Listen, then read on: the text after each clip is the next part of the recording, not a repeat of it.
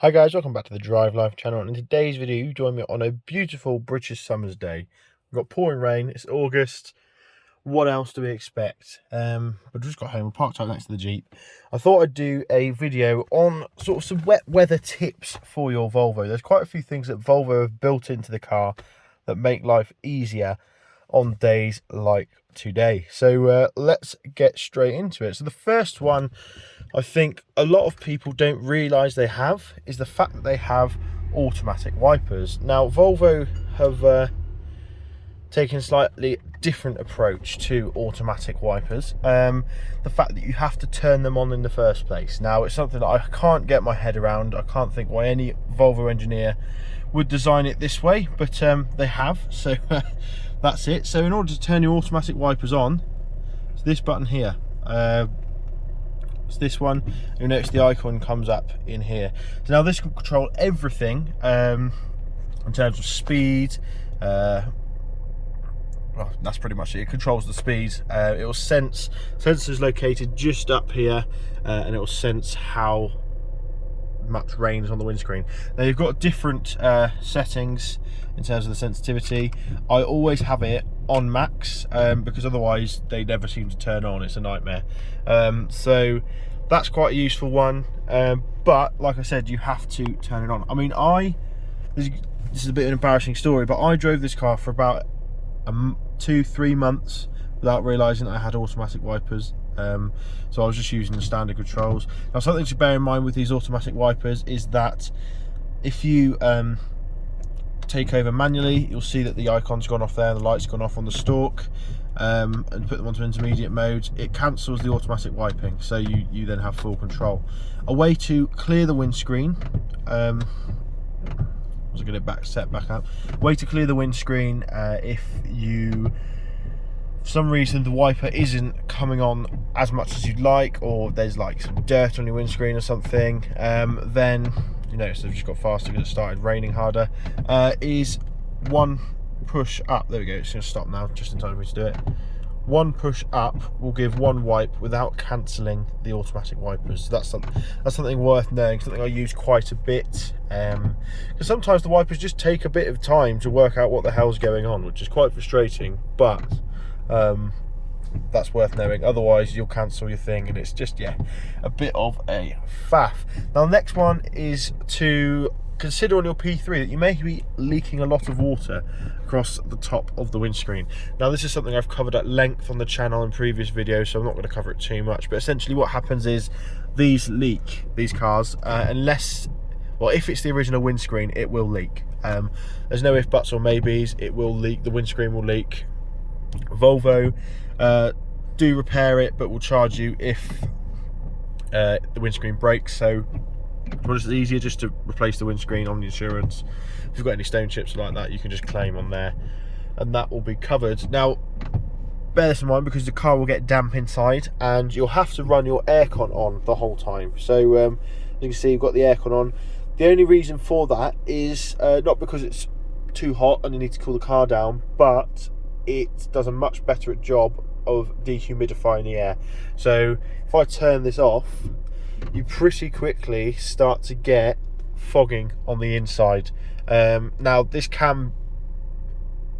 is exasperated on these P3 Volvos because of the leaking windscreen. So over time there's damp and moisture in the car, especially if your windscreen still leaks. I used to drive along and I used to have a cloth down in the door pocket here, and I'd have to wipe the windscreen because what would happen is water would drip in on my leg down here, but it would also run down the windscreen and go in the dash. And actually there is on the windscreen clip, you can see where there's a wet parking ticket that welded itself to it. So that's something to consider. Another thing is that you'll notice that unlike a lot of cars, these windows or the glass bead the water really well, and that's because they've got this coating. And I don't know if you can see, I have to get it so the silver of the Jeep's behind it. This little icon here means that Volvo have coated the glass in ultra aquaphobic coating, basically, so it just makes the water bead off really easy. Just not a massively useful feature, but just something worth knowing. And they do it on the, you can start to see this, you can't see it, you can start to see the fogging up here. This is what I mean, and over there as well. As soon as you hit the aircon, it'll clear it, so that's something worth knowing.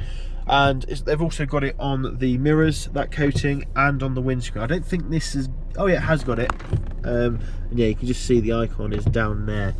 But yeah, in terms of wet weather driving, this has been one of the most well-planted cars in wet weather driving that I've ever driven. Obviously, I do quite a few miles on country roads. You come around corners and there's massive puddles and floods across the whole road. So you tend to hit them at sort of 40, 50 miles an hour.